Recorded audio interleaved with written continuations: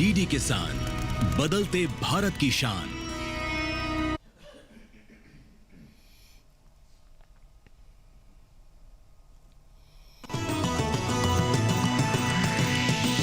DD किसान, बदलते भारत की शान।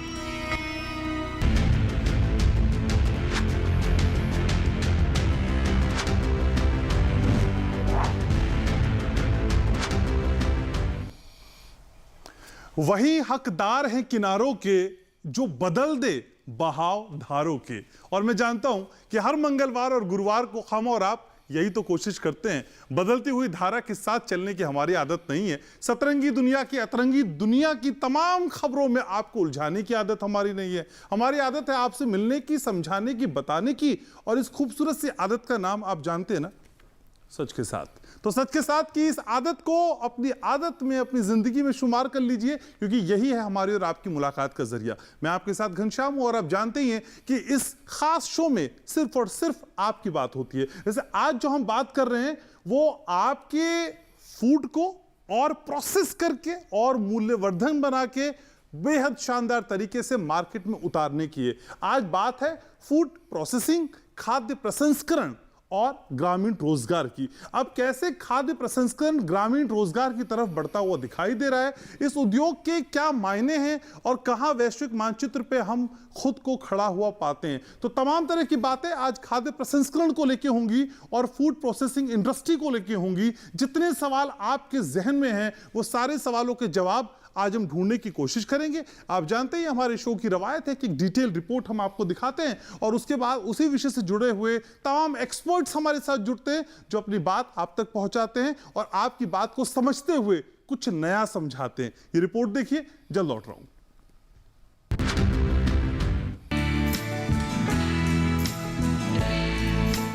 खाद्य प्रसंस्करण उद्योग के विकास से ग्रामीण बेरोजगारी के साथ गरीबी, खाद्य सुरक्षा, महंगाई, बेहतर पोषण और भोजन की बर्बादी जैसे मसलों को हल करने में मदद करने की लगातार कोशिश की जा रही है। समय समय पर सरकार की कोशिशों में इसके संकेत भी हमको स्पष्ट रूप से दिखाई देते हैं। आंकड़ों की माने तो मैन्युफैक्चरिंग क्षेत्र के कुल रोजगार प्राप्त लोगों का 12.2% अकेले खाद्य प्रसंस्करण उद्योग क्षेत्र में है, जबकि कुल भारतीय निर्यात में कृषि खाद्य निर्यात की हिस्सेदारी 10.9% है। अब यहां आपके लिए यह भी जानना जरूरी हो जाता है कि खाद्य प्रसंस्करण उद्योग क्या है। खाद्य प्रसंस्करण उद्योग का मतलब ऐसी गतिविधियों से है जिसमें प्राथमिक कृषि उत्पादों का प्रसंस्करण कर उनका मूल्यवर्धन किया जाता है। इसे आप ऐसे समझ सकते हैं जैसे डेयरी उत्पाद, दूध, फल और सब्जियों का प्रसंस्करण, पैकेट बंद भोजन और पेय पदार्थ खाद्य प्रसंस्करण उद्योग के अंतर्गत आते हैं। खाद्य प्रसंस्करण के जरिए दूध, मांस, समुद्री खाद्य पदार्थों में से हानिकारक कीटाणुओं को समाप्त कर उनमें अन्य पोषक तत्व मिलाकर खाने योग्य बनाया जाता है। किसानों का अतिरिक्त लाभ सुनिश्चित करना भी इसका महत्वपूर्ण उद्देश्य है। इतना ही नहीं, नई आर्थिक क्रियाओं को बढ़ावा देना, रोजगार के नए अवसर सृजित करना, पोषण स्तर में सुधार करना, खाद्य सुरक्षा सुनिश्चित करना, कृषि में विविधता को बढ़ावा देना, निर्यात आय को बढ़ावा देना भी इसका अहम हिस्सा है। कुछ आंकड़ों पर नजर डालें तो खाद्य प्रसंस्करण क्षेत्र का भारत की अर्थव्यवस्था में महत्वपूर्ण योगदान है। इसका निर्यात में लगभग 13% और औद्योगिक निवेश में 6% का योगदान है। इस क्षेत्र ने FDI यानी पर्याप्त प्रत्यक्ष विदेशी निवेश भी आकर्षित किया है, जिससे वर्ष 2014 से 2020 तक 4.18 बिलियन अमेरिकी डॉलर का निवेश हुआ। इसके अलावा अनुमान यह भी है कि वर्ष 2030 तक भारत विश्व का 5वां सबसे बड़ा खाद्य और खाद्य प्रौद्योगिकी उपभोक्ता बनने के लिए बिल्कुल तैयार है, क्योंकि घरेलू खपत चौगुनी होने की संभावना है।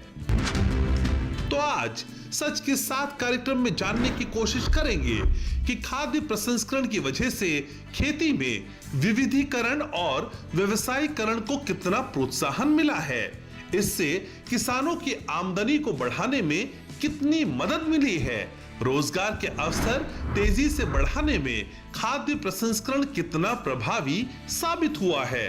साथ ही ये भी जानने की कोशिश होगी कि खाद्य प्रसंस्करण क्षेत्र में आगे कितनी चुनौतियां हैं। तो सच के साथ में आज फूड प्रोसेसिंग इंडस्ट्री की बात करेंगे और उससे जुड़े हुए तमाम सवालों के जवाब ढूंढने का प्रयास होगा। अगले 50 से 55 मिनट हमेशा की तरह मेरे लिए रिजर्व रखिए। तो चर्चा की शुरुआत करते हैं, लेकिन चर्चा में मेरे साथ कौन कौन जुड़ रहा है परिचय मैं आपका कराता हूं। मेरे साथ जुड़ रहे हैं डॉक्टर विनोद कुमार दुबे, एमडी हैं कोऑपरेटिव बैंक ऑफ इंडिया। बहुत बहुत स्वागत डॉक्टर साहब। मेरे साथ डॉक्टर अलका जोशी जुड़ रही हैं, सीनियर साइंटिस्ट हैं, आईसीआर से हैं, कई बार मेरे शोज में आती हैं, आज एक बार फिर शामिल हो रही हैं। बहुत स्वागत है आपको डॉक्टर जोशी।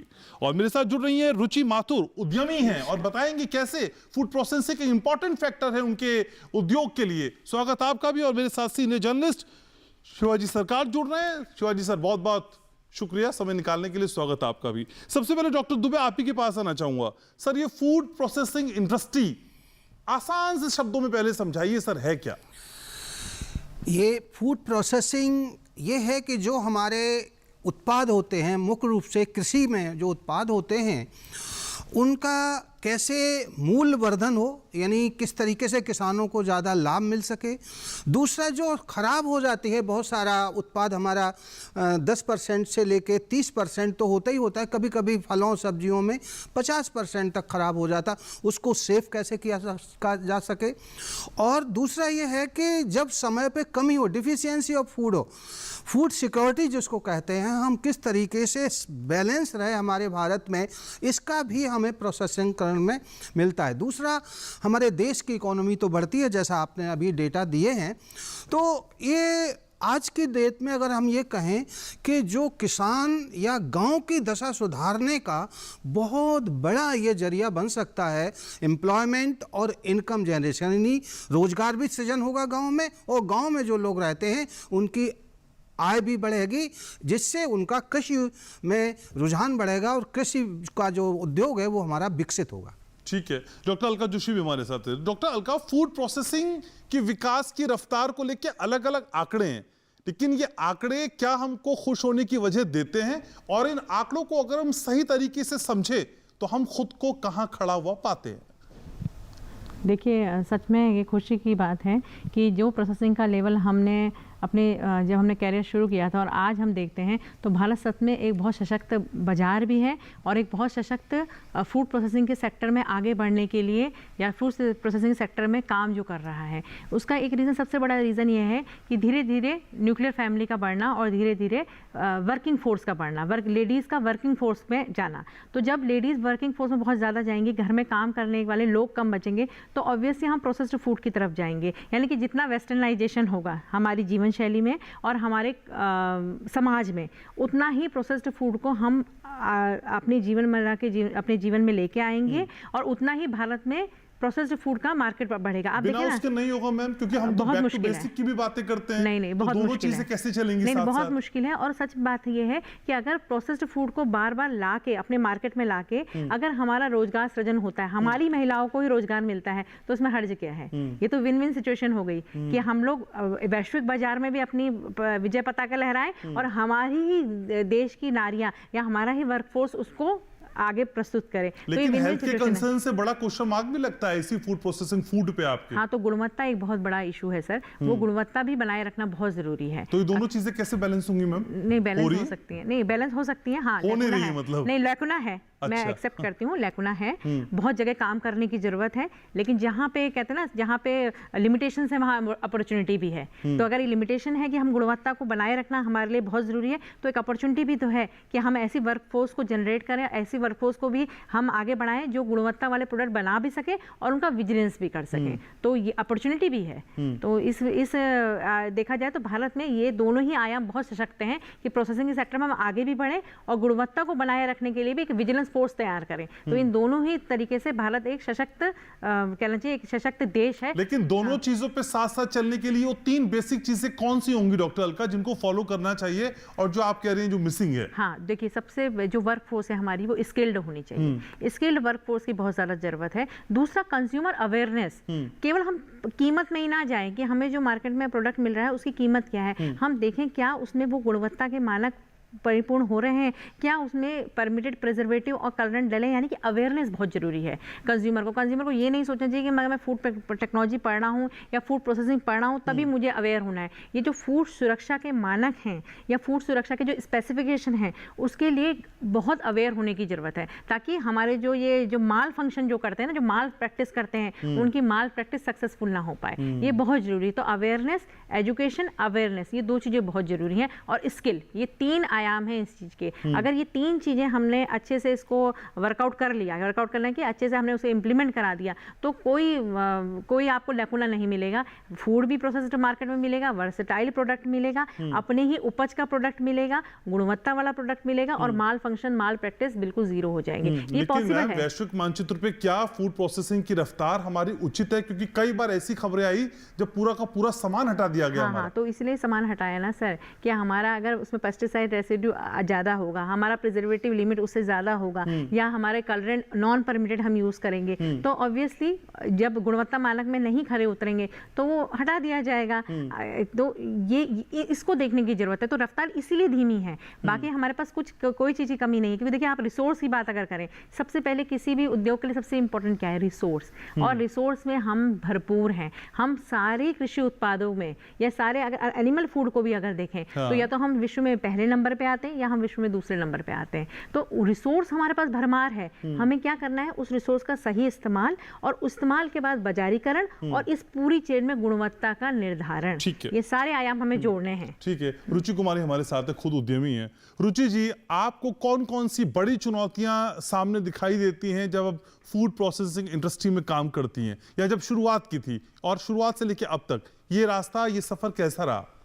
देखिए, मैं मेरे करियर की शुरुआत से अगर मैं बात करूं तो मैंने टीचिंग जॉब से शुरुआत करी थी। फिर कुछ समय परिस्थितियां और कुछ काम करने का शौक़ था, इस वजह से फूड सेक्टर में आई। तो सबसे पहले तो जो एक हर्डल था वो मार्केट का था, क्योंकि जब आप मार्केट में जाते हैं तो बड़े कॉम्पिटिटर्स के साथ या बड़े इंडस्ट्रीज़ के साथ आपका एक कंपटीशन किया जाता है कि इस कंपनी का प्रोडक्ट जो है सस्ता है, आपका महंगा क्यों है। पहली बात तो हमें ये सामना करना पड़ा। दूसरी चीज़ ये कि लोगों को विश्वास दिलाना बड़ा मुश्किल है कि आप एक अच्छा प्रोडक्ट बना रहे हैं। हम लोगों का जो शुरू करने का मेन मकसद था काम को, वो यही था कि हम जो केमिकल बेस्ड या प्रिजर्वेटिव बेस्ड या कलरेंट डाल करके हम खाने का सामान बना रहे हैं, प्रोडक्ट्स बना रहे हैं, उससे हम दूर हटें और हमारी जो घरेलू पद्धतियाँ हैं काम करने की, खाने को प्रिजर्व करने की, फूड प्रिजर्वेशन की, उनको हम लेके आएँ। उसके लिए हमने जब ट्रेनिंग ली तो हमें पता चला कि प्रिजर्वेटिव डालने की तो ज़रूरत ही नहीं पड़ती। अच्छा। हमारी नानी दादी का जो विजडम है वो इतना अच्छा है कि उनको भोजन में गुणवत्ता कैसे मेंटेन करी जाए वो अच्छी तरीके से आता था। उसी पुराने ज्ञान को लेकर के हमने थोड़ा बहुत काम करना शुरू किया और हमें काफ़ी सक्सेस मिली। धीरे धीरे स्केल बढ़ा तो समझ में आया कि प्रिजर्वेटिव आखिरकार डालते क्यों हैं, कि अगर आप साफ सफाई मेंटेन नहीं करोगे, लेबर से काम करवाओगे, कम लागत में आप चाहेंगे कि आपका ज़्यादा प्रोडक्शन हो जाए, तो निश्चित रूप से आपको केमिकल डालना पड़ेगा। फिर उसमें आपको एडिटिव्स डालने पड़ेंगे, फिर उसमें आपको कलर्स और फ्लेवर्स डालने पड़ेंगे, क्योंकि वो तो पहले ही ख़त्म हो चुका, क्योंकि आपने अच्छी प्रैक्टिसेस नहीं करी। तो ये सारी चीज़ें अगर आप करते हैं तो आपका प्रोडक्ट महंगा हो जाता है। फिर मार्केट में आता है कंपटीशन, आपको बड़े प्लेयर्स के साथ कंपटीशन करना पड़ता है। सबसे बड़ा चैलेंज यही था हमारे साथ कि हम लोगों को ये विश्वास दिला पाएं कि हमारा जो सामान है वो सेहत के लिए अच्छा है। तो मेरे ख्याल से हम छोटे जेब के लिए तो देखिए, या तो आप डॉक्टर्स को पैसे दे लीजिए या अरे मैम, जब डायरेक्ट फायदा होता है ना तो हम उसे ज्यादा रिकॉग्नाइज करते हैं। आप खुद तो महिला, आप तो अच्छी बार्गेनिंग भी करती होंगी, लेकिन जब मार्केट में सामान लेने जाते हैं तो हमें सस्ती चीजें ज्यादा लुभाती हैं। ज्यादा लुभाती है। तो मैं तभी पूछ रहा हूँ, सेहत के लिए तो ठीक है, लेकिन जेब के लिए कितना अच्छा है? जेब के लिए भी उतना बुरा नहीं है। आपको ये देखना पड़ेगा कि आप के पैसे आप अपने स्वास्थ्य के लिए खर्चा करना चाहते हैं या आप दवाओं में खर्च करना चाहते हैं। अगर आप चाहते हैं कि आप सप्लीमेंट्स लेकर के ठीक रह लें तो बहुत अच्छी बात है। लेकिन जैसा हमारे आयुर्वेदाचार्यों ने, हमारे बड़े बूढ़ों ने कहा है कि आप भोजन जो है वो औषधि है, तो उस भोजन को ही ठीक क्यों ना किया जाए। अगर हम हर चीज़ में ये देखेंगे कि हमें सस्ता कहाँ मिल रहा है, तो अब आप कहाँ तक रह पाएंगे। आखिरकार अगर आप होटल में जाते हैं, मतलब मेरा लोगों से सिर्फ एक यही सवाल होता है कि अगर आप होटल में जाते हैं खाना खाने के लिए, तो क्या आपने कभी शेफ से पूछा है कि, या मेन्यू में पूछा है कि ये 90 रुपए की रोटी क्यों मिल रही है? जब आप वो ले सकते हैं, चूज करते हैं ना मैम कि हम होटल पे जा रहे हैं कि ढाबे पे जा रहे हैं कि 3 स्टार में जा रहे हैं या ठेली पे खा रहे हैं, वो चॉइस हमारी होती है। वो चॉइस हमारी होती है। ऐसे आपके प्रोडक्ट में या किसी ब्रांड के प्रोडक्ट को लेने की चॉइस भी हमारी होगी, बिल्कुल आपकी होगी। लेकिन आपको ये देखना है कि आपको अच्छा सामान भी चाहिए, स्वाद भी चाहिए, स्वास्थ्य भी चाहिए, तो कहीं ना कहीं तो आपको कुछ ना कुछ कॉम्प्रोमाइज करना है। अब चॉइस आपके हाथ में है, या तो आप अपने स्वास्थ्य पे कॉम्प्रोमाइज कर लीजिए, या आप अपने थोड़े से पैसों पे कॉम्प्रोमाइज कर लीजिए। सस्ते में कुछ नहीं है। नहीं, सस्ते में तो कुछ वाकई नहीं है। ठीक है, शिवाजी सर भी मेरे साथ मौजूद है। तो शिवाजी सर, महंगाई हो, बेहतर पोषण हो, या फिर भोजन की बर्बादी से बचाने का एक बड़ा तरीका फूड प्रोसेसिंग, ये सारी समस्याएं या फिर कुछ और समस्याएं भी इस इंडस्ट्री से हल होती हुई नजर आ रही हैं? आ रही हैं तो कितनी आ रही हैं? नहीं, देखिए, मैं 90s में सबसे पहले शायद फूड प्रोसेसिंग पे फाइनेंशियल एक्सप्रेस में अपना एक आर्टिकल एडिट पेज पे लिखा था। तब से आज तक बहुत फ़र्क आ चुका है। तब हिंदुस्तान में जो चटनी की हम बात करते हैं, वो घर ही में बनती थी, बाज़ार में नहीं मिलती थी। आज तरह की चटनियाँ जो है वो आपको शेल्फ में मिल जाएंगी। इसके अलावा भी तमाम ऐसी चीज़ें जो हैं, अगर आपके घर में अचानक कोई गेस्ट आ रहे हैं और आप घर में कुछ अकेले पड़े हैं या नहीं बना सकते हैं, तो आप जाके चीज़ों को बाहर से खरीद के ला सकते हैं और गेस्ट को परोस सकते हैं। कई चीज़ें ऐसी होती है, गेस्ट सोचता है कि आपने घर में खुद ही बना के दी है, ये भी होता है। तो एक फ़र्क बहुत आया है फूड प्रोसेसिंग में। और फूड प्रोसेसिंग में देखिए, फूड प्रोसेसिंग का जो है 10% जो है मैन्युफैक्चरिंग का करीब जी, वो आपका फूड प्रोसेसिंग से ही हो रहा है। और अगर टोटल फूड मार्केट देखें तो उसका 32% फूड प्रोसेसिंग का है। ये एक बहुत बड़ा बाजार बन चुका है और इसकी डिमांड जो और बढ़ती चली जा रही है। जैसे जैसे देखिए, जैसे जैसे हिंदुस्तान की इकोनॉमी बढ़ रही है, जैसे जैसे लोगों के रोज़गार बढ़ रहे हैं, तमाम परेशानियों के बावजूद जो है फूड प्रोसेसिंग का मार्केट बढ़ रहा है। आजकल हर घर में अगर आप चले जाएं, जो भी थोड़े से भी संपन्न हैं और मिडिल क्लास के घरों में खास करके, आप कुछ ना कुछ हर चीज़ प्रोसेस्ड पाएंगे। सही बात है। ये एक अच्छी बात है। दूसरी चीज़ जो है, सवाल है कि इसमें किसानों को कितना लाभ हो रहा है, वो एक अलग डिस्कशन का इशू है, उसको हम अलग से बात करते हैं। पर एक चीज़ जो बढ़ के आ गई है वो है कि इसमें जो है 100% फॉरेन डायरेक्ट इन्वेस्टमेंट है, अलाउड है। उसकी वजह से मैं समझता हूँ, जो रुचि जी कह रही थी, कंपटीशन बहुत तेज है। क्योंकि फॉरेन कंपनीज जो है, उनके पास जो है एक इकोनॉमिक लेवल है जिस पे कि वो प्रोडक्शन ज़्यादा कर सकते हैं, बेच ज़्यादा सकते हैं और कम्पीट ज़्यादा कर सकते हैं। सही बात। ये जो है, जो छोटे जो फूड प्रोसेसर हैं, उनके लिए मुश्किल होता है ज़रा। और दूसरी चीज़ है, इसको अभी हमने उस तरह से किसानों से नहीं जोड़ा है, उसको कैसे जोड़ेंगे, इस पर भी हमें बातचीत करनी चाहिए। और पूरे राष्ट्र के लेवल पर हमें जो है वो नीति बनानी चाहिए कि किसान को इससे सीधे सीधे कैसे फ़ायदा हो। क्योंकि देखिए, फूड प्रोसेसिंग के जो इंडस्ट्री है, इसमें क्या चीज़ें नहीं हैं।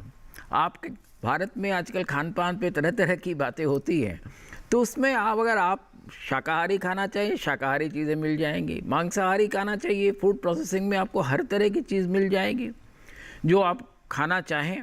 और ऐसी शायद ही कोई चीज़ ऐसी है जो सामान्य रूप से न मिले। अगर छोटे मझोले शहरों में हैं यहाँ, तो आपको ये सारी चीज़ें मिल जाती है। मीट चाहिए, मीट मिल जाएगा, मछली चाहिए, मछली मिल जाएगा, अंडे के प्रिपरेशंस मिल जाएंगे, साथ में अगर आप साग सब्जी खाना चाहे वो भी मिल जाएंगे। तो एक बहुत बड़ा जो प्लेटर है वो आपके सामने है।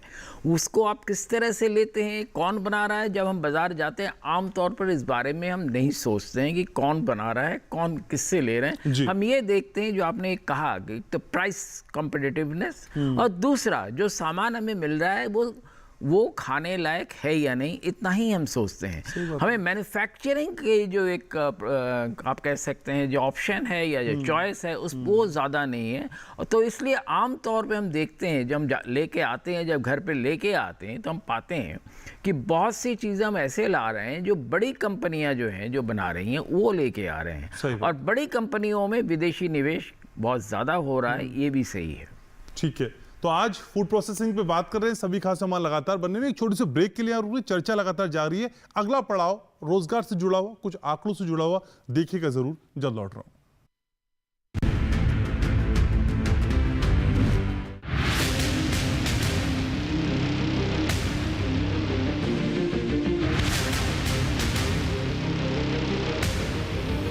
जब तपती है धरती, सूरज उगलता है आग, ठंड में जब सर्दी जमा देती सबके हाल, सब छुप जाते अपने अपने घरों में, तब बाहर निकलता सिर्फ एक इंसान, भरने के लिए हम सबका पेट, खून को पसीने की तरह देता बहा, थक जाता, झुलस जाता, हो जाता बीमार, तब उसकी सेहत का ध्यान रखता सिर्फ डीडी किसान।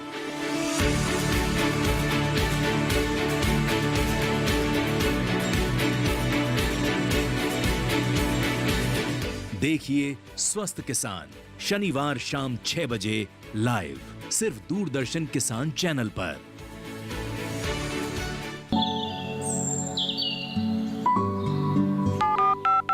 लोग कार्यक्रम के पहले कॉलर जुड़ गए हैं उनका साथ। इस बीच हमारे पास कुछ ईमेल्स भी आए हैं। सवाल पूछिए अपना।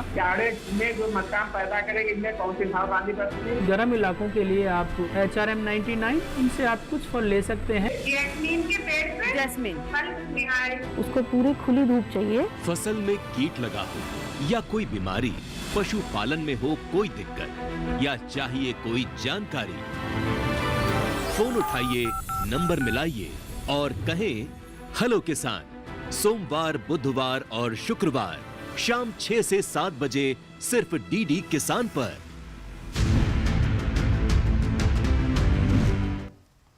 तो आप सच के साथ देख रहे हैं, और सच के साथ में आज हम बात कर रहे हैं फूड प्रोसेसिंग यानी खाद्य प्रसंस्करण की सभी खास सामान लगातार मेरे साथ बने हुए। डॉक्टर दुबे का रुख करते हैं। तो डॉक्टर दुबे, हम जब आंकड़ों की बात करते हैं तो एक आंकड़ा ये कहता है कि भाई खाद्य प्रसंस्करण के क्षेत्र में भारत की इकोनॉमी में जो निवेश है वो बड़ा निवेश है, और साथ ही साथ आंकड़ा ये कहता है कि निर्यात में 13% और औद्योगिक निवेश में 6%। यह आंकड़ा सुखद है, लेकिन जब हम किसानों को इसके साथ जोड़ते हैं तो यह आंकड़ा उनकी झोली में राहत कितना देता नजर आता है। जी, बहुत बहुत ये बड़ी बात है। हमारी सरकार भी यही चाहती है। दो बड़ी समस्याएं हैं इस समय सरकार किसानों के बीच की बात है कि किसानों की आय कैसे बढ़े, और जो किसान गांव में रहते हैं, जो रूरल एरिया में हैं, जो वहाँ पर यूथ हैं या किसान हैं, उनको रोजगार कैसे मिले, कंटिन्यूस रोजगार कैसे मिले, मतलब लगातार रोजगार कैसे मिले। और ये दो बहुत बड़े मुद्दे सरकार बराबर चिंतित रहती है और इस पर प्रयास भी कर रही है। अगर अब हम फूड प्रोसेसिंग को 3 हिस्सों में बांट दें जी, एक तो होती है प्राथमिक इनिशियल प्रोसेसिंग, जिसमें आपकी क्लीनिंग होती है, इनकी कंकड़ वकड़ छटाई होती है, क्लीनिंग प्रोडक्ट की, पैकिंग, ग्रेडिंग और मार्केटिंग। ये सिंपल होती है, ये हर गांव में हर उसमें हो सकती है, कोई बहुत बड़ी टेक्नोलॉजी की ज़रूरत है। सेकेंडरी वो प्रोसेसिंग होती है कि जो सेकंड प्रोसेसिंग होती है, जैसे वीट से फ्लोर बना देना, उसका आटा बना देना, चने से उसका बेसन बना देना, ये छोटे छोटे जो प्रोडक्ट हैं इनमें भी बहुत बड़ी टेक्नोलॉजी की ज़रूरत है। ये भी गाँव में हो सकती है और ये भी एम्प्लॉयमेंट जनरेशन कर सकती है। थर्ड जो होती है, जो टेक्नोलॉजी और बहुत ज़्यादा निवेश की जिसमें ज़रूरत होती है, जिसमें रेडी टू फूड कहते हैं, बहुत सारे प्रोडक्ट हैं, पेय पदार्थ हैं, आपके जो उसके ग्रेन के बहुत सारे प्रोडक्ट रेडी आ जाते हैं, तल के या नाश्ता कर लेते हैं, बहुत सारे प्रोडक्ट हैं, नूडल्स हैं, ये हैं, इसमें टेक्नोलॉजी की ज़रूरत है।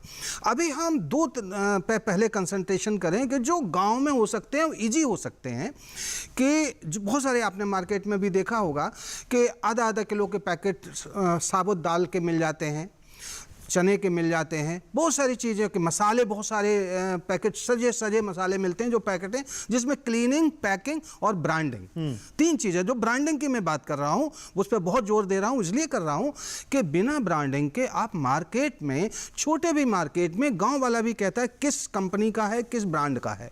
आप ये एटीट्यूड बहुत बड़ा चेंज हुआ है। तो अब ये हो कैसे? आप ये तो एक इंडिविजुअल किसान करे या ग्रुप एक्टिविटीज करे। ग्रुप एक्टिविटीज में आपने देखा होगा हमारे प्रधानमंत्री जी ने कहा कि 10,000 एफपीओ खोलेंगे। क्यों खोलेंगे? क्योंकि हम अकेले ना करके काम करके अपने रिसोर्सेज, अपना धन भी इकट्ठा करेंगे और टेक्नोलॉजी भी इंप्रूव होगी, उसमें ब्रांडिंग भी कर सकते हैं, मार्केटिंग भी कर सकते हैं। जब हम 5,000 किसान जुड़ेंगे, जब हमारे करोड़ों का, उतना ही पैसा सरकार भी मदद करेगी। एफपीओ जब रजिस्टर्ड करवाएंगे, कंपनी एक्ट में करवाएंगे तो एसएफएसी मदद करेगी, कोऑपरेटिव एक्ट में कराएंगे तो एनसीडीसी फाइनेंशियल मदद करेगी, ठीक है, और दूसरे किसी में भी करवाएंगे तो भी दूसरी जगह से, बैंक से आपको फाइनेंशियल, और तो किसी में होता नहीं, 2 ही में अभी हो रहा। कोऑपरेटिव भी एक बहुत बड़ा साधन है। आपको, आप देखिए आज लगभग 37%, 37% प्रोसेसिंग जो है मिल्क का, शुगर केन का और कई चीज़ों का आपको कोऑपरेटिव में मिल रहा। तो कोऑपरेटिव भी एक साधन है कि सभी लोग इकट्ठे हों, किसान कोऑपरेटिव इस्टेब्लिश करें, एफपीओ इस्टेब्लिश करें और उसके थ्रू उसके द्वारा अपनी प्रोसेसिंग शुरू करें, मार्केटिंग, ब्रांडिंग। क्योंकि एक जैसे एफपीओ का ब्रांड हो जाएगा, या कोऑपरेटिव तो पहले से ब्रांड है, 1904 का, 100 से 125 साल के, लगभग 120 साल से एक ब्रांड बना हुआ है। अमूल देखिए, बहुत सारे आपके हैं जो इस समय वर्ल्ड लेवल पे हैं। अब हमारी बात आती है थर्ड की, जो हमारा है रेडी टू फूड, ब्रेड बना दे। अब उसमें भी ये लोग भी आ सकते हैं, एफपीओ भी आ सकता है, दूसरे भी आ सकते हैं, और किसानों को डायरेक्ट उनसे जोड़ा जाए और एक कंट्रोलिंग पॉलिसी बने कि भाई किसानों से आप इस तरीके से एमओयू करेंगे कि इतना माल इतना रेट पर इस समय आप खरीदेंगे तो ही हम एमओयू, सरकार उसमें मध्यस्थता करेगी। तो ये पॉलिसी मेकिंग का काम है जो अभी चल रहा। आपने देखा, लेकिन डॉक्टर दुबे एक बात का मेरी जवाब दे दीजिए। सर, हम प्रोसेसिंग की बात कर रहे हैं, मार्केटिंग की बात कर रहे हैं, ब्रांडिंग की बात कर रहे हैं, सर क्वालिटी छूट जाती है क्या, या हम उसको उतनी प्रायोरिटी पे नहीं रखते? क्योंकि सर उसी क्वालिटी की ना होने की वजह से कई बार बहुत नुकसान उठाना पड़ा है हमको। यस, देखिए क्वालिटी में बिल्कुल नहीं हम वो कर सकते।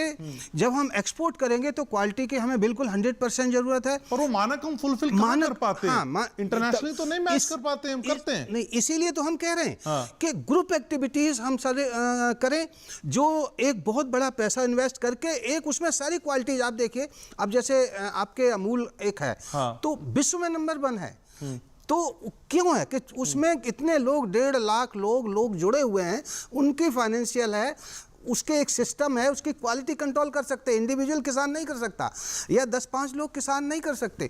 तो इसलिए हम ग्रुप एक्टिविटीज पे करेंगे। जब ग्रुप इंडस्ट्री चालू होगी तब उसमें एक रिस्पेक्टेबल रूरल यूथ को जॉब भी मिलेगा। कि खेती नहीं करना चाहेगा कोई भी, खुरपी नहीं चलाएगा, फबड़ा नहीं चलाएगा, लेकिन वही मार्केटिंग में टाई बांध के मार्केटिंग करेगा, कंप्यूटर पे ब्रांडिंग और क्वालिटी कंट्रोल करेगा, वो यूथ करेगा। तो ये बड़ा साधन एक है प्रोसेसिंग में, टेक्नोलॉजी के साथ, ग्रुप एक्टिविटीज के साथ और एक साइंटिफिक टेक्नोलॉजी लेते हुए, क्योंकि स्किल हैं और हमारे पास स्किल ट्रेनिंग सेंटर भी हैं। आपका निफ्टेम है, बहुत सारे रिसर्च सेंटर हैं, centre for food processing research and management, बहुत सारे इस समय खुल गए और ऑनलाइन भी कोर्सेज हो रहे हैं। तो टाइम टू टाइम, प्राइवेट भी बहुत सारे दे रहे, टाइम टू टाइम उनको स्किल दिया जाए। 3 दिन से लेकर के 2-2 साल के इस फूड प्रोसेसिंग के कोर्सेज हैं, यूथ उसमें आए और उन्हीं के द्वारा ये काम आगे एक सिस्टमैटिक वे में, कंप्रिहेंसिव वे में बढ़े। तो मैं समझता हूं कि हमारा, अभी देखिए यूएसए में 80% प्रोसेसिंग है, बहुत सारे कंट्रीज में, अभी हम भी 1.5% के लगभग हम लोग हैं। हमारा 50% जो वेजिटेबल्स और कभी कभी फ्रूट्स बर्बाद हो जाते हैं। तो इस एरिया में बड़ी अपॉर्चुनिटीज हैं। तो इसको हमें सबके प्रयास से, किसानों के प्रयास से, और एडमिनिस्ट्रेशन के प्रयास से, पॉलिसी प्रयास से, गवर्नमेंट के प्रयास से सबसे मिलकर काम करना पड़ेगा, एक कंप्रिहेंसिव प्रोजेक्ट बनाना। ठीक है सर। डॉक्टर अलका भी मेरे साथ है। तो डॉक्टर अलका, असल में क्या खाद्य प्रसंस्करण को हम खेती के लिहाज से, विविधीकरण के लिहाज से और खासकर व्यवसायीकरण के हिसाब से मोटिवेशनल समझ सकते हैं, प्रोत्साहित करने वाला है ये फूड प्रोसेसिंग? हाँ बिल्कुल है। जब आपको अपने उत्पाद का, रॉ उत्पाद से आपको 2 गुना 3 गुना उसकी कीमत मिलेगी, तो और वो खेत में किसानी से ज़्यादा आसान है, तो वो प्रोत्साहित करेगा ही। आज का यूथ क्या है, यूथ ऐसा, आज के यूथ का क्या मोटिवेशन है कि काम कम करना पड़े और हमें लाभ ज़्यादा मिले। मैं इसे गलत भी नहीं मानती हूँ कि अगर वो स्मार्ट वर्कर है, अगर हार्ड वर्कर है, उसके साथ वो स्मार्ट वर्कर है, तो इसमें कोई खराबी नहीं है कि अगर वो अपने उत्पाद को इस तरीके से प्रोसेस कर सकें कि उन्हें मार्केट में ज़्यादा उसकी आमदनी मिले, तो ये मोटिवेशनल तो है। लेकिन मोटिवेशन केवल सपने देखने से नहीं होगा, सबसे इंपॉर्टेंट है स्किल डेवलपमेंट। अगर आपके पास स्किल है तभी आप मार्केट में कम्पीट कर सकते हो। देखिए, एक हमारी मिनिस्ट्री है, शायद आप सभी को पता होगा, हमारी मिनिस्ट्री डिवोट ही है स्किल डेवलपमेंट एंड एंटरप्रेन्योरशिप, यानी कि ये वो स्किल को डेवलप करती है, आपको हैंड्स ऑन एक्सपोजर देती है। जो प्रोफेशनल है इस फील्ड के, वो आपको ट्रेनिंग देते हैं, यूथ को ट्रेनिंग देते हैं। उनका आपने ASCI का नाम भी सुना होगा। ASCI क्या है? हमारी जो एग्रीकल्चर और एलाइड सेक्टर से जुड़े हुए लोग हैं उनके स्किल को डेवलप करती है, सर्टिफिकेट प्रोवाइड करती है, हैंड्स ऑन ट्रेनिंग देती है। आप ऐसे सेंटर से जुड़िए जो आपको स्किल डेवलप कराए, क्योंकि जब आपका उसका स्किल डेवलप होगा ना, तभी जो गुणवत्ता वाली बात है ना, यानी कि उसे ये पता होगा कि मुझे कहाँ ध्यान रखना है। देखिए, पूरी चेन में, जो पूरी आपकी फूड प्रोसेसिंग की चेन है, उसमें कुछ क्रिटिकल बिंदु होते हैं। वो क्रिटिकल बिंदु का पता आपको ट्रेनिंग में ही मिलेगा कि ये क्रिटिकल बिंदु यहाँ आपको ध्यान रखना है ताकि आपकी गुणवत्ता, आपका प्रोडक्ट फेल ना हो। तो वो जो क्रिटिकल बिंदु है उनकी जानकारी आपको स्किल डेवलपमेंट के अंदर ही हो सकती है। सबसे इंपॉर्टेंट है अच्छी ट्रेनिंग लेना और स्किल डेवलप करना, ताकि आप इसमें कम्पीट कर पाएँ। कि अब सपने देखने से नहीं होगा, उसके लिए हमें वर्क करना पड़ेगा, ठीक है ना। तो स्किल और ट्रेनिंग आप कहाँ से ले सकते हैं? किसी भी ऑथेंटिक जो आपका ऑर्गेनाइजेशन है आपके आसपास, KVK है, KVK ने बहुत अच्छे एग्रीप्रेन्योर्स को डेवलप किया है। आप KVK से ट्रेनिंग ले सकते हैं, या कृषि अनुसंधान जो संस्थान है आप उनसे ट्रेनिंग ले सकते हैं, और वो ट्रेनिंग देते हैं। ट्रेनिंग मैंडेट है एक्चुअली गवर्नमेंट का कि आपको ट्रेनिंग करानी ही करानी है। तो उस ट्रेनिंग का पार्ट बनिए। कभी कभी इतने जेन्युइन कॉस्ट में ट्रेनिंग होती है, और कभी कभी तो बिल्कुल फ्री ऑफ कॉस्ट हम लोग ट्रेनिंग देते हैं, बिल्कुल फ्री ऑफ कॉस्ट। मैं आपको 2 प्लेटफॉर्म बहुत अच्छे बताती हूँ अपने किसान भाइयों के लिए। बहुत अच्छे गवर्नमेंट ने इनिशिएटिव लिए हैं। एक SC फार्मर्स के लिए इनिशिएटिव है और एक ST फार्मर के लिए इनिशिएटिव है, जहाँ पे किसानों को 1 रुपया भी नहीं देना है। आपको सारा रीडिंग और राइटिंग मटेरियल मिलेगा, आपको हैंड्स ऑन ट्रेनिंग दी जाएगी, आपका स्टे फ्री होगा, आपका फूड फ्री होगा। और वो ट्रेनिंग 2 दिन से लेकर 4 दिन 7 दिन जैसे रिक्वायरमेंट है। और सबसे अच्छी बात उसमें यह है, वो ट्रेनिंग कस्टमाइज्ड है। कस्टमाइज्ड ट्रेनिंग का मतलब जानते हैं?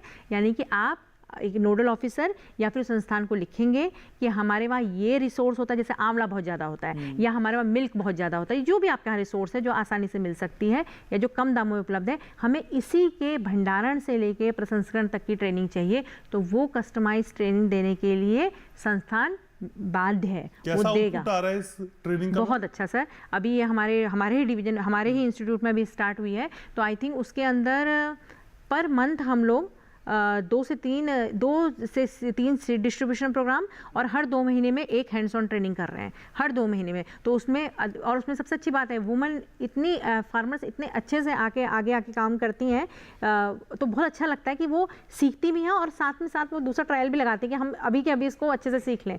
तो उसमें क्या है कि वुमेन बहुत आगे आती हैं जब हम फूड प्रोसेसिंग की ट्रेनिंग देते हैं। ये इनहेरेंट आप कह सकते हैं इंटरेस्ट है उनका। तो इसमें हम लोग 50-50 के ग्रुप में सिखाते हैं। सपोज हमें 1000 फार्मर है हमारे पास और हमें 3 दिन में से या 4 दिन में कवर करना है, तो हम अपने रिसोर्स पर्सन को बांट के 50-50 के बैच में हम उन्हें सिखाते हैं। तो ये एक तरीके से हम एक बहुत। ट्रेनिंग देता कौन है मैम? ट्रेनिंग रिसोर्स पर्सन हम ही साइंटिस्ट देते हैं सर। अच्छा। हाँ, साइंटिस्ट देते हैं, साइंटिस्ट रूबरू देते हैं। और सबसे बड़ी बात, उनको इसमें रीडिंग और राइटिंग मटेरियल भी मिलता है फ्यूचर में यूज करने के लिए। तो मैम साइंटिस्ट फूड प्रोसेस तो समझा देते होंगे, लेकिन मार्केटिंग, डिस्ट्रीब्यूशन, कंपटीशन वो कैसे समझते हैं? वो मैंने कहा है ना कि कस्टमाइज है सर। अगर आपको उसके लिए भी ट्रेनिंग चाहिए, हम उसके लिए भी रिसोर्स पर्सन अरेंज करेंगे, लेकिन आपको ग्राम प्रधान के थ्रू एक लेटर भिजवाना है कि हम लोग को ये ट्रेनिंग चाहिए। वो हमारी ट्रेनिंग में हमें ये चीज़, जैसे पैकेजिंग डिज़ाइन चाहिए। जैसे एक हमारी ट्रेनिंग के लिए रिक्वायरमेंट आई थी कि हमारे पास पूरा प्रोसेस है, हमें पैकेजिंग डिज़ाइन चाहिए। तो उसके लिए रिसोर्स पर्सन पैकेजिंग डिज़ाइन के लिए ही बुलाए गए थे। तो जो ट्रेनिंग आपको चाहिए, जिस आयाम की चाहिए, वो ट्रेनिंग कस्टमाइज की जा सकती है। ये 2 प्लेटफॉर्म बहुत अच्छे हैं और इसमें गवर्नमेंट का इनिशिएटिव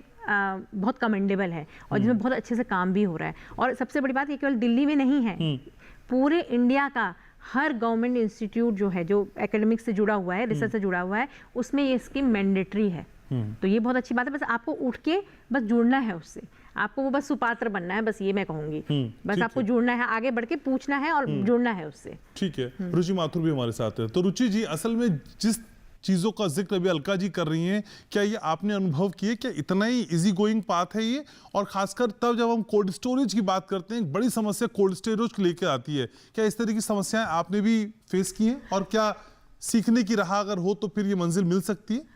जी, मैम अभी कह रही थी कि हमारे पास गवर्नमेंट की कुछ स्कीम्स ऐसी हैं जहाँ पर फ्री ट्रेनिंग भी दी जाती है या बहुत नॉमिनल चार्जेस में दी जाती है।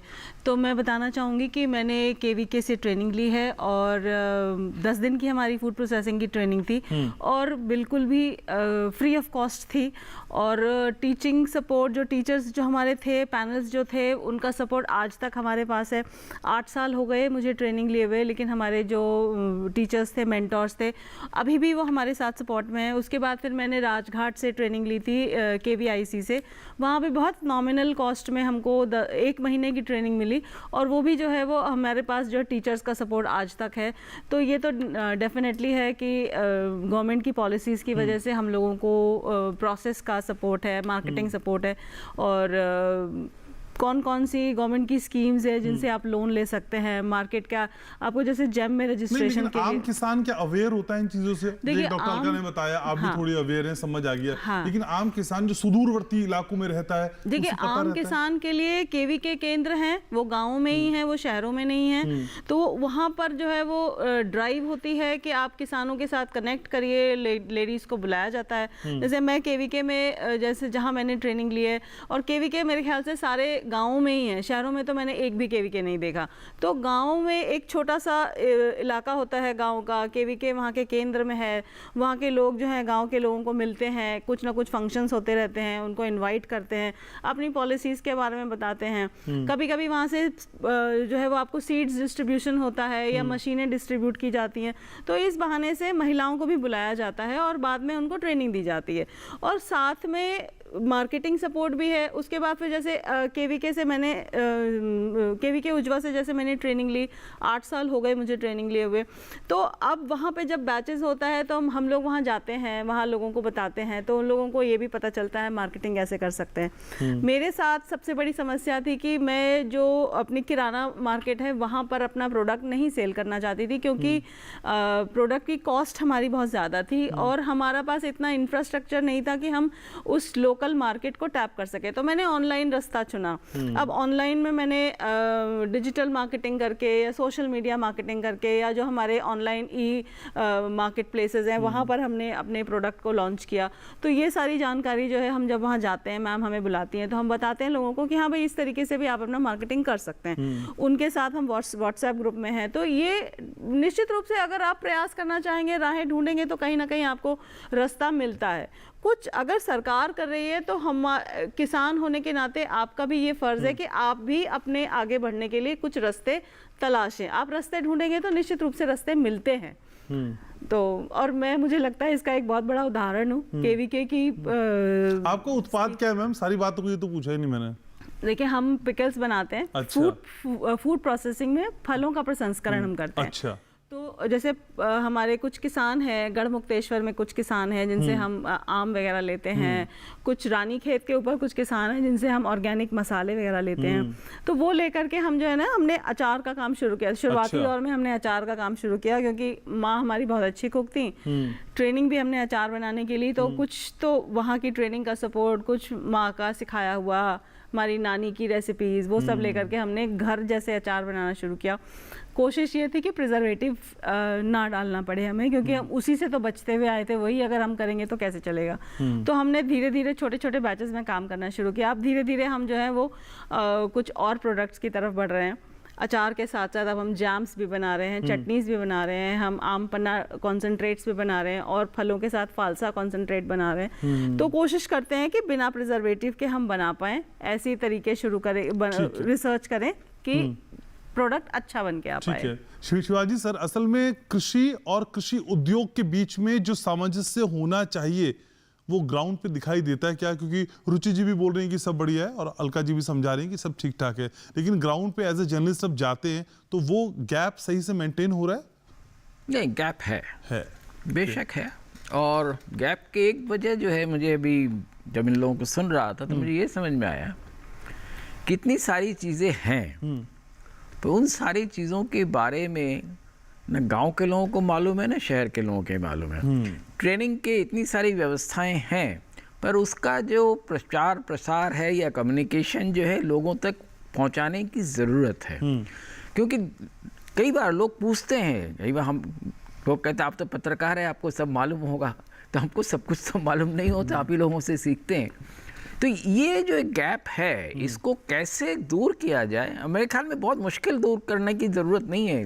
दूरदर्शन आपका है ही, उसके अलावा भी बहुत सारे ऐसे चैनल्स हैं जिसके ज़रिए, रेडियो का है, रेडियो के जो स्लॉट्स होते हैं छोटे छोटे, वो लोग सुनते हैं। तो इनके ज़रिए अगर आप ये प्रचार करें, जैसे मैडम कह रही थी रुचि जी की अभी KVK का है, अलका जी कह रही थी कि उनका जो पूसा का इंस्टीट्यूट है उसमें बहुत सारे डिविजन्स हैं जो इस तरह की ट्रेनिंग देते हैं। पर सवाल ये है कि ट्रेनिंग तो आप दे रहे हैं, पर हमें अगर अचानक जाना है तो हम कैसे जाएंगे, किसके पास जाएंगे, कैसे? आपने कहा कि प्रधान के ज़रिए हमें चिट्ठी भिजवाइए, तो चिट्ठी हम किसको भिजवाएं? ये सारी जो इन्फॉर्मेशन है, ये इन्फॉर्मेशन डिसेमिनेशन की ज़रूरत है। प्रधान को भी पता हो पहले, तो ये बड़ी बात है। प्रधान को तो आमतौर पे चिट्ठी कहेंगे, वो शायद चिट्ठी उट्ठी लिख देगा, पैसे वैसे लेके भी लिख देते हैं। ये तो अलग दिशा में चले जाएंगे। एक दूसरी आपके अंदर का पत्रकार एकदम जाग जाता है बात।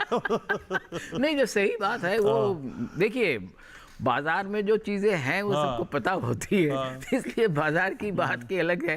पर सीधी सी चीज है कि ट्रेनिंग की जब इतनी सारी व्यवस्थाएं हैं, तो वो उस व्यवस्थाओं का जो है प्रचार और प्रसार होना चाहिए, जिससे कि देखिए कई बार क्या होता है, सरकार में स्कीम्स आती हैं, कुछ दिनों तक उसका प्रचार होता है, फिर थोड़े दिनों बाद सब ठंडा पड़ जाता है। तो वो नहीं हो के मैं बल्कि ये कहूँगा कि सरकार को ये जो कम्युनिकेशन एक स्ट्रेटेजी बनाना चाहिए कि 2-3 महीने आप करिए उसका इंटेंसली, फिर 2-3 महीने छोड़ दीजिए, फिर 2-3 महीने बाद फिर उसको रिपीट करिए। इस तरह से अगर करते रहेंगे तो जो जानकार लोग होंगे या जो नए लोग ऐसी जानकारी लेके आना चाहेंगे, उनके लिए फायदा होगा। जैसे हम करते हैं सर, थोड़ी देर बात करते हैं, फिर ब्रेक लेते हैं, फिर थोड़ी देर बात करते हैं, फिर ब्रेक लेते हैं, तो मैं ब्रेक ले लेता हूँ। एक छोटे से ब्रेक के लिए रुक, चर्चा लगातार जारी है। फूड प्रोसेसिंग की हम बात कर रहे हैं, बेहद अहम विषय। आखिरी चरण देखना बिल्कुल मत भूलिएगा। जल्द लौट रहा हूं।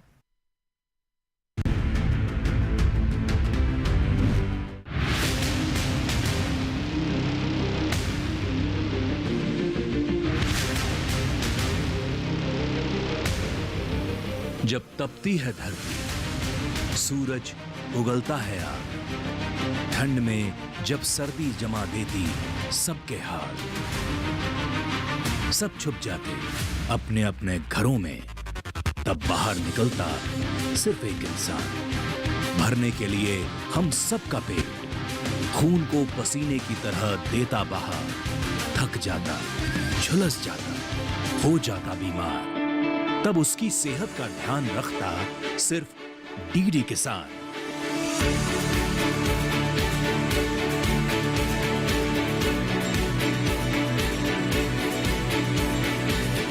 देखिए स्वस्थ किसान शनिवार शाम 6 बजे लाइव, सिर्फ दूरदर्शन किसान चैनल पर।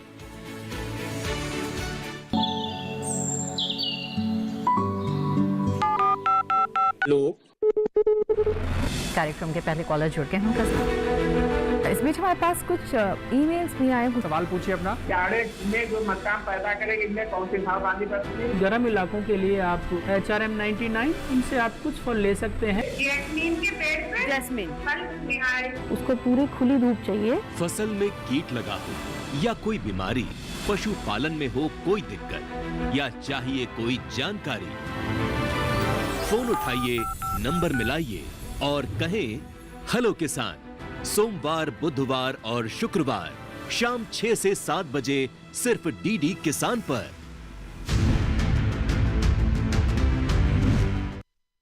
तो सच के साथ आप देख रहे हैं बात खाद्य प्रसंस्करण की, फूड प्रोसेसिंग इंडस्ट्री की, इसकी चुनौतियों की और इसकी उपलब्धियों की और सरकार की बेशुमार शानदार कोशिशों की भी। सभी खास हमारे लगातार मेरे साथ बने डॉक्टर विनोद मेरे साथ हैं। डॉक्टर विनोद, हम लगातार कह रहे हैं कि इंडस्ट्री बूम पे है, कोशिशें की जा रही हैं और अच्छी कोशिशों का परिणाम अच्छा आएगा, लेकिन सर बीच में कोविड आया, कोविड के बाद फिर स्थितियां कुछ खराब हुई। क्या हम कोविड का जो डेंट हमको मिला उसके बाद वो भरपाई हम कर पा रहे? भरपाई पूरा तो नहीं हुआ, लेकिन भरपाई के तेजी से प्रयास किए गए। अच्छा। आपने देखा होगा कि एक क्लस्टर बनाए जा रहे हैं कि किस जगह कौन सा एग्रीकल्चर प्रोडक्ट ज़्यादा हो रहा है, और वहाँ पर उसी तरीके की एक इंडस्ट्री क्रिएट करने का पूरा प्लान है, और कहीं कहीं हो भी गई है। बात वहीं आती है कि क्या टेक्नोलॉजी और क्वालिटी उसको करने के लिए क्या हम इंडिविजुअल किसानों का एफर्ट्स या सेल्फ हेल्प ग्रुप का एफर्ट्स, क्या ये संभव है? ये नहीं संभव है। संभव है बड़े इन्वेस्टमेंट की, और बड़े इन्वेस्टमेंट में जब तक 1,000-500 लोग नहीं जुड़ेंगे और सरकार उसका उतना ही कंट्रीब्यूशन नहीं करेगा। एफपीओ इसीलिए लाए गए थे कि भाई सरकार भी उतना ही कंट्रीब्यूशन करेगी जितना आप करेंगे। तो जो एफपीओ लाए गए तो उसका वही है, उसमें प्रोसेसिंग बहुत बड़ा एक काम है कि किसी तरीके से प्रोसेसिंग हो। लेकिन हाँ, हम ये फिर अपने अनुभव से कह रहा हूँ, मैं भी करीब 30 साल करीब ट्रेनिंग में गुजारे हैं, ट्रेनिंग में रहा हूँ मैं ICR से लेके इधर भी रहा हूँ। तो जो हमारी प्राइमरी प्रोसेसिंग है, जिसको हम प्राथमिक कहते हैं, जैसे ग्रेडिंग, पैकिंग, क्लीनिंग और मार्केटिंग, ये रूरल एरिया में की जा सकती है और स्मॉल ग्रुप के साथ की जा सकती है। चूंकि ब्रांडिंग के लिए आपको नाम चाहिए, तो चाहे एफपीओ बनाइए या जो कोऑपरेटिव बनाइए या अच्छा सेल्फ हेल्प ग्रुप बनाइए, जिससे जो नाबार्ड वगैरह से मदद मिले। जो जैसे अपना ये मसाले की पैकिंग है, ब्रांडिंग अगर हो गई तो मसाले की पैकिंग है, या छोटे छोटे जो मिलेट्स हैं उनकी पैकिंग है। आजकल मिलेट्स की बहुत मांग है, और मिलेट्स के सर ये मसाले अचार से ऊपर हम कुछ कर पाते?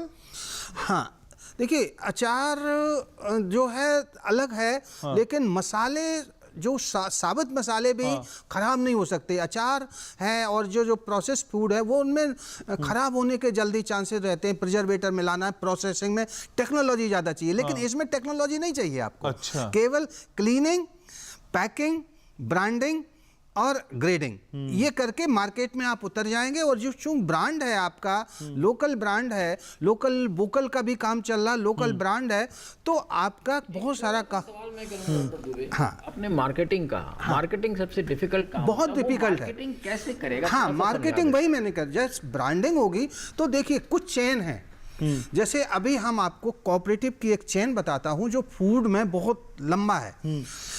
विलेज लेवल पर आपका कोऑपरेटिव्स हैं, उसके बाद डिस्ट्रिक्ट फेडरेशंस हैं, उसके बाद स्टेट फेडरेशंस हैं, और उसके पास नेशनल फेडरेशंस हैं, और उसके बाद वो नेशनल फेडरेशन एक्सपोर्ट भी करते हैं। चाहे कंज्यूमर के आप ले लीजिए, एग्रीकल्चर मार्केटिंग में ले लीजिए, आप कंज्यूमर में प्राइमरी से लेकर के नेशनल NCCF तक है, एग्रीकल्चर मार्केटिंग में प्राइमरी से लेकर के नेफेड तक है, जो आपकी मार्केटिंग भी करती है और एक्सपोर्ट भी करती है, क्वालिटी और गाइडेंस भी करती है, और आपको थोड़ा सा टेक्निकल इनपुट भी देती है, और फाइनेंशियल सपोर्ट भी। चूंकि कोऑपरेटिव्स है तो इस वजह से फाइनेंशियल सपोर्ट, बैंकिंग, क्योंकि फाइनेंशियल सपोर्ट बहुत जरूरी है। सर FSSAI कहाँ ठहरता दिखाई देता है? FSSAI का रोल कितना इंपॉर्टेंट है? FSSAI, हाँ वो भी है, वो भी आप कंट्रीब्यूशन कर रहे हैं। और आपको अभी पता है 10,900 करोड़ सरकार का अभी बजट में आया, 10,900 करोड़ में इसीलिए किया गया कि जो मदद मिले ये क्वालिटी करके, और एक्सपोर्ट भी की तरीके के क्वालिटी बने, अच्छी क्वालिटी के प्रोडक्ट बने, और एक्सपोर्ट के लिए मदद मिलेगी उससे। उसके अलावा भी कई सब्सिडीज हैं, कई जगह सब्सिडीज दी गई हैं फूड प्रोसेसिंग में। 50% तक सब्सिडीज हैं, कि 50% तक कुछ प्रोडक्ट में सब्सिडीज हैं। अगर आपका एफपीओ है, मान लो एफपीओ अगर कंपनी एक्ट में रजिस्टर्ड होता है, जैसे एफपीसी भी कुछ लोग कहते हैं उसको, कंपनी एक्ट में जो रजिस्टर्ड होता है वो एक ही है। 581 सेक्शन 581 में कंपनी एक्ट में है, ये दोनों ही आते हैं। तो उसको एसएफएसी सेम कंट्रीब्यूशन मदद करेगी। अगर वो कोऑपरेटिव एक्ट में रजिस्टर्ड होता है तो एनसीडीसी उसको फाइनेंशियल सपोर्ट करेगी। और अगर वो जो है दूसरे उसमें रजिस्टर्ड होता है, दोनों में से किसी में, तो नाबार्ड दोनों को सपोर्ट करेगी, फाइनेंशियल सपोर्ट।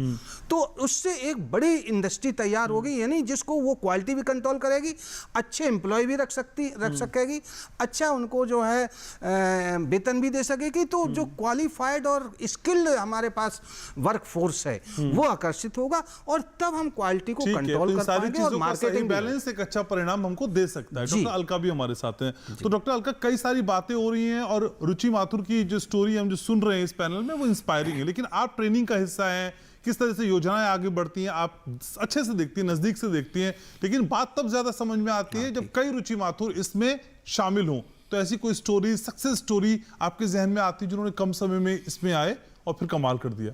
हाँ, वो तो सच में बहुत इंस्पायरिंग कई फिगर्स हैं जो हमको भी लगता है कि बहुत अच्छा काम किया, ट्रेनिंग ली तो उसका इम्पैक्ट हमें दिखता है कि बहुत अच्छा काम किया। जैसे क्षितिज करके आप अगर गूगल में सर्च करेंगे, क्षितिज करके एक एसएचजी है, स्मॉल, ये जो हमारा सेल्फ हेल्प ग्रुप होता है, तो इसमें तो ये आप बहुत पास ही, अगर जो दिल्ली के लोग तो शायद जानते कि भी होंगे, गुरुग्राम के पास एक चंदू विलेज है, उसमें मिस पूजा शर्मा है, तो उन्होंने इस एसएचजी की शुरुआत की। और आज आप जानते हैं कि वो एक ऐसा फिगर है जो प्रधानमंत्री, राष्ट्रपति से दोनों से अवार्डेड है। उन्होंने बहुत अच्छा काम किया और बेकरी पे काम किया। तो बेकरी देखिए, जैसे सर ने बताया, टर्चरी प्रोसेसिंग के अंदर आती है, तो ऑब्वियसली उन्होंने ट्रेनिंग ली होगी। वो एक 10th पास लेडी थी, तो ऑब्वियसली उन्होंने ट्रेनिंग ली, एक एनजीओ ने उनको ट्रेनिंग दी, एनजीओ ने उनको बेकरी का सेटअप दिया। सारी success story Delhi, NCR, Gurugram ऐसी नहीं होनी चाहिए। नहीं, मैं तो चाहता हूँ कुछ दूर की बातें होती तो और ज्यादा समझ में आती, जब आम आदमी रिलेट करता है। सबसे अच्छा एफपीसी में जाइए ना, सह्याद्री का नाम आपने सुना होगा,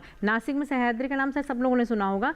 वो आज की डेट में ग्रेप्स के सबसे बड़े एक्सपोर्टर हैं। वो क्या है, एफपीसी तो है, यानी कि एफपीओ और एफपीसी एक ही नाम है, बस आपने रजिस्टर्ड कराया है, आप पंजीकृत हो कंपनी एक्ट के अंदर और नहीं। तो एफपीओ क्या है, अपने रिसोर्सेज को आपने साझा करना है ताकि सबका प्रॉफिट मार्जिन बढ़े। अगेन विन विन सिचुएशन है। तो सह्याद्री इंटरप्राइजेस एक बहुत अच्छा नाम है, एक बहुत अच्छा सक्सेस स्टोरी है। और इवन हमारे पर्वतीय क्षेत्रों में भी लोगों ने बहुत अच्छा काम किया है। पर्वतीय क्षेत्रों में एक पर्वतीय सखी करके एक एसएचजी है, और एक और एसएचजी है जहाँ पे दरभंगा का एक एसएचजी है। तो इन एसएचजी ने इतना अच्छा काम किया, अगर आप देखें सक्सेस स्टोरीज ऑफ एसएचजी, तो आपको कम से कम 10 या 12 स्टोरीज आपको पहले पेज में, पहले क्लिक में मिलेंगी, यहाँ पे लोगों ने कम समय में बहुत अच्छा काम किया है। पर मैम, ये चीजें जब ऑनलाइन हम मंगाते हैं, लोकल चीजें ही जब ऑनलाइन आती हैं, तो वाकई उनके रेट कई बार 4 टाइम्स भी ज्यादा होते हैं। ये मेरा व्यक्तिगत अनुभव है। मैम, ये रेट्स का जो घालमेल है ये कैसे कम होगा, क्योंकि जो फिर मेन जो थॉट है वो तो खत्म हो जाएगा। ये आपका बिल्कुल बात सही है। इसमें मैं गवर्नमेंट का इंटरवेंशन चाहूंगी कि एक लेवल का प्रॉफिट मार्जिन हम मानते हैं कि उसको अपना सेटअप को करने के लिए और अपने एम्प्लॉय को सैलरी देने के लिए उसे एक प्रॉफिट मार्जिन ऑब्वियसली करना पड़ेगा। लेकिन प्रॉफिट मार्जिन 50%, 60%, 100%, 200%, 300% कहीं तो एक कट लगना चाहिए। और ये आप बिल्कुल सही कह रहे हैं, इसमें गवर्नमेंट का इंटरवेंशन चाहिए। वही चाय 10 रुपए की भी मिलती है, वही चाय अगर आप अच्छे होटल में जाएंगे 200-300 से लेकर 500 से लेकर कितना आगे तक बढ़ जाती है। तो एक और मैडम, सबसे बड़ी बात है कि पहाड़ की गौहत की दाल मैंने ऑनलाइन मंगाई तो 500 रुपए किलो में मिली मुझको, और वो 500 रुपए में से उस गौहत को उगाने वाले उत्तराखंड के किसान को कितना मिला वो कितना, ये इसमें केवल और केवल गवर्नमेंट इंटरवेंशन ही जरूरी है। हम और आप एक वैज्ञानिक, एक पत्रकार और एक बस एक अवेयरनेस कर सकते हैं, हम एक क्वेश्चन उठा सकते हैं, हम अपनी जिज्ञासा और अपनी रिक्वेस्ट कर सकते हैं कि सर इसको सही करिए, लेकिन इसमें गवर्नमेंट का इंटरवेंशन ही चाहिए सर, क्योंकि अल्टीमेट अगर किसान को लाभ नहीं मिलेगा तो वो चेन टूट जाएगी, आज नहीं तो कल टूट जाएगी, क्योंकि किसान ही प्रोड्यूसर है ना। जब किसान को उसका बेनिफिट नहीं मिलेगा, उसका लाभांश नहीं मिलेगा, तो तभी एफपीसी का कॉन्सेप्ट आया ना कि जो भी प्रॉफिट होगा किसान तक ही बटेगा। तो लेकिन ये कि इसमें केवल गवर्नमेंट इंटरवेंशन ही कमाल कर सकता है। इसमें हम और आप, क्योंकि policy, we are not policy maker, है ना, तो हम उसमें काम नहीं कर सकते। हम क्वेश्चन रेज कर सकते हैं। हाँ, यस, वो तो हमें गवर्नमेंट ने लोकतंत्र में हमें दिया है। और ये गवर्नमेंट तो कहती है, ये गवर्नमेंट कहती है हमें सुझाव दीजिए, अपने प्रश्न बताइए। वो हमेशा खुले मन से आपके हर सुझाव का स्वागत करते हैं। मन की बात सबसे बड़ा एग्जाम्पल वो यही है ठीक कि आप अपनी बात कह सकते हैं। रुचि जी कुछ कहना है, बोलिए रुचि जी, क्या कह रही थी? देखिए सर, अभी जैसे आपने बताया कि एक वो गहोत की दाल आपने मंगाई और 500 रुपए किलो की दाल आपको मिली, तो चूंकि हम लोगों ने रास्ता ऑनलाइन मार्केटिंग का चुना था, तो कुछ ऑनलाइन प्लेटफॉर्म्स पे हम लोग लिस्टेड हैं, तो हम इस दुख से हम भी बहुत ज़्यादा गुजर रहे हैं, क्योंकि जैसे सपोज करिए कि 100 रुपये अगर आपका एक प्रोडक्ट का MRP बन रहा है, तो आपको सबसे पहले तो जिस ऑनलाइन प्लेटफॉर्म पे आप रजिस्टर करते हैं, उस ऑनलाइन प्लेटफॉर्म को कम से कम 30 से 35% मार्जिन आपको उस ऑनलाइन प्लेटफॉर्म का देना होता है। जी, 30 से 35% मार्जिन तो वो ही ले लेते हैं। उसके बाद फिर आपके टैक्सेस आते हैं, उसी MRP में आपके टैक्सेस भी हैं, और उसके बाद उसका ट्रांसपोर्टेशन भी आपको ही देना है, उसके बाद उसकी पैकेजिंग का खर्चा भी आपको ही करना है। तो ये आप मान के चलिए कि जो 25 रुपए या 30 रुपए का प्रोडक्ट जो बन रहा है, वो एंड में जाकर के 100 रुपए या 125 रुपए का बिकता है। तो इस वजह से जो बेच रहा है, जो प्रोड्यूसर है जो बेच रहा है, सपोज करिए जैसे मैं ही अचार बेच रही हूँ, तो 25 रुपए का माल आप तक हमसे 25 रुपए का गया, और आप तक पहुंचते पहुंचते उसकी 4 गुना दाम बढ़ गए, क्योंकि जो रास्ता है पहुंचाने का वो इतना महंगा है। अब जैसे बहुत बड़े बड़े ई प्लेटफॉर्म्स हैं, जो ई मार्केट प्लेसेस हैं आजकल, जो 10 मिनट में डिलीवरी का दावा करते हैं, वो बैकएंड पे अगर आप आइए तो हर जगह के आपको लाइसेंसेस चाहिए, हर जगह की आपको GST चाहिए। एक शहर में बेचना है तो आपको 27 से 28 डार्क स्टोर के आपको GST लाइसेंसेस चाहिए। GST लाइसेंस के बाद आपको CA को आपको नहीं, तो मैम मेरा एक कंसर्न है ही नहीं सारे प्रोसेस। मेरा कंसर्न मेरा किसान है। किसान को क्या फायदा हुआ फिर? वो क्यों आपकी इस फूड प्रोसेसिंग में आएगा? ये तो एक बहुत बड़ी क्यों बेचेगा फिर? ये एक बहुत बड़ी प्रॉब्लम है, क्योंकि जैसे अब गवर्नमेंट का एक पोर्टल आया था, जो गवर्नमेंट ई मार्केट प्लेस, जिसमें अभी एक ONDC का प्लेटफॉर्म आया था, लेकिन ONDC के प्लेटफॉर्म पे वो उतना अच्छी तरीके से उसकी मार्केटिंग नहीं हो पा रही है।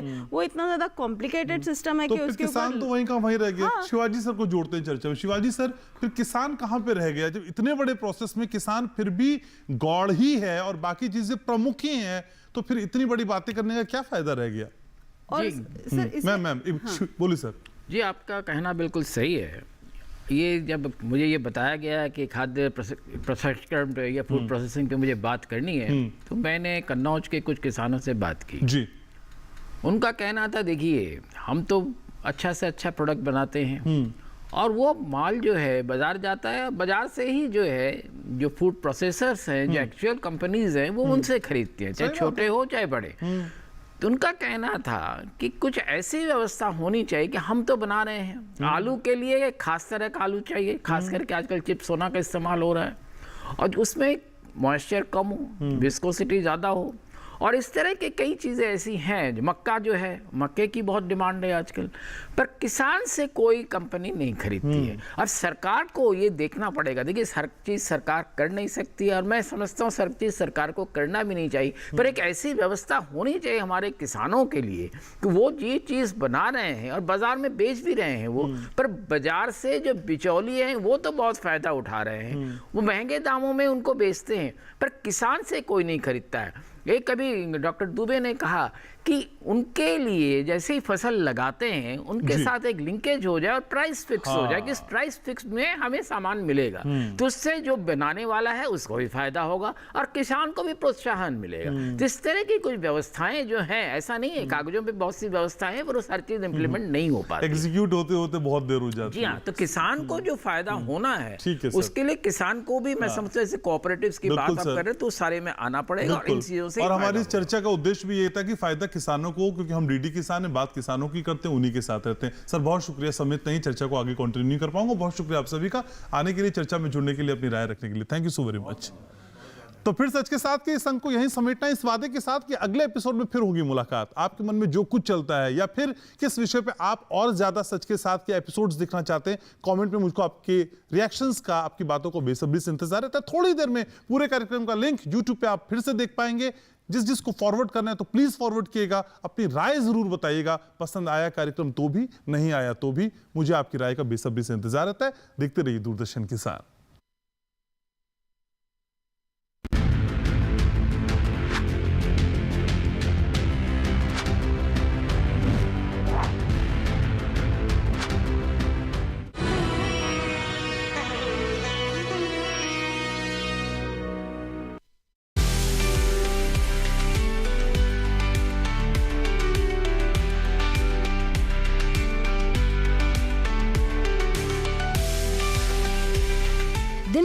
आज हम हरियाणा पहुंच गए हैं। नमस्कार, बहुत स्वागत, डीडी किसान देख रहे हैं, मैं हूं आपके साथ राधिका चौधरी। आज बात करेंगे धान की सीधी बिजाई। बहुत फायदा है इसका, पानी की भी बचत है, पैसे की बचत है, खेती में फायदा तो है। हाँ, अच्छा फायदा है इधर एरिया में। तो पहले से आपका गाँव कितना बदल गया है? बहुत बदल गया जी। पराली जलाता ही नहीं कोई। खेती पहले वाली है या बदल गई? खेती काफी बदल गई मैम, नई नई टेक्निक आ गई है, नए नए अच्छे बीज आ गए हैं, दवाइयाँ आ गई हैं, खेती टेक्निकल हो गई है अभी। हरियाणा से देखिए धान की सीधी बिजाई पर कार्यक्रम चौपाल चर्चा 25 अप्रैल शुक्रवार सुबह 9 बजे सिर्फ दूरदर्शन किसान पर। जॉब मार्केट की सिचुएशन, एडमिशन की टेंशन, वित्तीय बाजार की हलचल,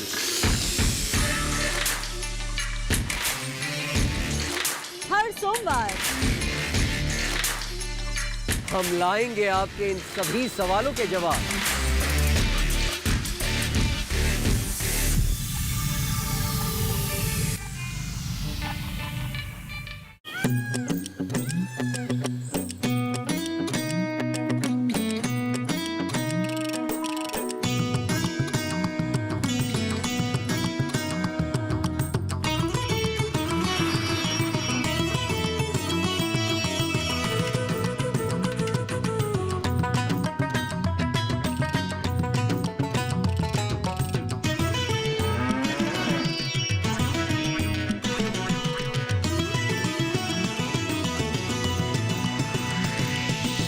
डीडी किसान, बदलते भारत की शान।